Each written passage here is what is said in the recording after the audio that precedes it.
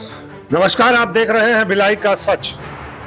पूर्व deputy CM Chhattisgarh TS सीधे कवर्धा के उन लोगों से मिलने पहुंचे जो निर्दोष हैं और पीड़ित हैं। जेल में जाकर उन्होंने उनसे चर्चा की। उसके बाद ग्रामीणों से उन्होंने मुलाकात की, परिवारजनों से भी वे मिले और जाना कि क्या मामला था।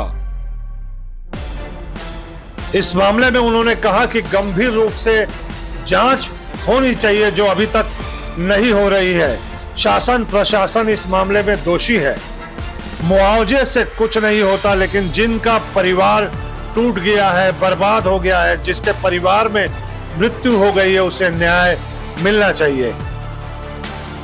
हम लोग और कांग्रेस पार्टी तभी संतुष्ट होंगे जब पूरी तरह लोगों को न्याय मिलता दिखाई देगा। आइए आपको सुनाते हैं कि टीएस सिंहदेव पूर्व मुख्यमंत्री ने इस मामले में प्रेस को क्या क्या बताया। मुलाकात में क्या बताया उनको? ये बंदी जो है करीब 7 बंदियों से चर्चा हुई। इसमें ज्यादातर वो लोग थे जिन्होंने लाश को उतारने के लिए, किसी को पुलिस से खबर आई थी, किसी को परिवार वालों ने बोला था कि वो वापस नहीं आए हैं, किसी को संदेश आया कि मध्य प्रदेश की सीमा में ऐसी लाश लटकी हुई है। इन लोग को बुलाया गया।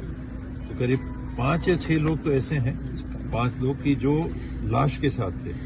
अर्थात उनका भी ये कहना था कि रात वहां रुके, लाश को पुलिस जब आई तो उतारा गया। उतारने के बाद में फिर पोस्टमार्टम की प्रक्रिया हुई। 2 बार पोस्टमार्टम हुआ। एक बार पोस्टमार्टम हुआ, फिर एक और डॉक्टर आए, फिर पोस्टमार्टम हुआ और सुबह फिर रिंगाखार की पुलिस के साथ में वाहन से शव को लाया गया। तो ये तो इनकी बात से लगा कि ये 5 लोग तो घटना के समय गांव में ही नहीं थे। और 2 लोग और हैं जो जिनसे मुलाकात हुई। एक गांव में सचिव हैं, दूसरे गांव में। उनने बताया कि वो घर में थे, मौके पे नहीं थे। दूसरे ने बताया कि वो खेत में थे, मौके पे नहीं थे। तो 7 लोगों से जो मुलाकात हुई उनकी बात से तो ये लगता है कि वो मौके पे ही नहीं थे।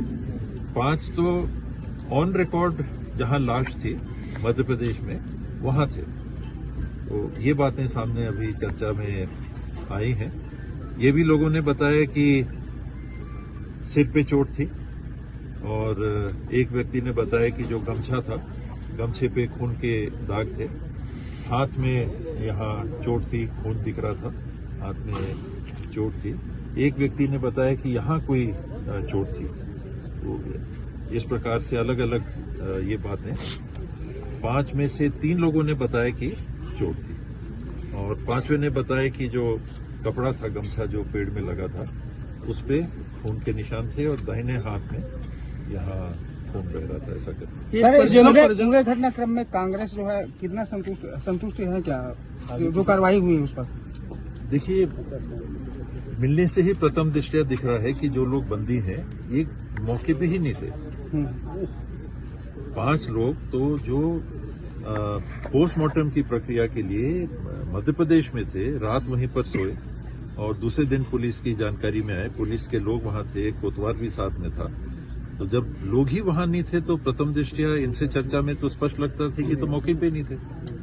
तो ये 5 लोगों के बंद होने का तो समझ में नहीं आ रहा। तो पुलिस अपनी नाकामी छुपाने के लिए निर्दोष को भी हटा दिया गया है। एडिशनल एसपी के ऊपर निलंबन की कार्रवाई किया गया है। इससे संतुष्ट है? स्टाफ भी चेंज कर दिया थाना का? संतुष्टि तो तब होगी जब न्याय मिलेगा। एक व्यक्ति है जिनको फांसी में लटका हुआ पाया जाता है और उस व्यक्ति को ये बताया जा रहा है, उनकी जो पत्नी है बेवा, वो कह रही हैं कि एक व्यक्ति आए थे और उनको बुला के ले गए कि कहीं दमोह, नाम दमोह आ रहा है, कौन सा दमोह है, पास का कोई गांव होगा, वहां समाज की किसी बैठक के लिए हमको जाना है। तो ये व्यक्ति कहाँ है? आखिरी व्यक्ति अगर उनके साथ ये गए तो इन व्यक्ति का कुछ पता नहीं चल रहा है।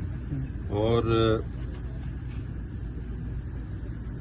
जहां घटना हुई, जहां पर लाश पेड़ से लटकती हुई मिली, वहां से 100 मीटर, किसी ने 50 मीटर कहा, किसी ने 100 मीटर कहा, किसी ने रोड के पास कहा।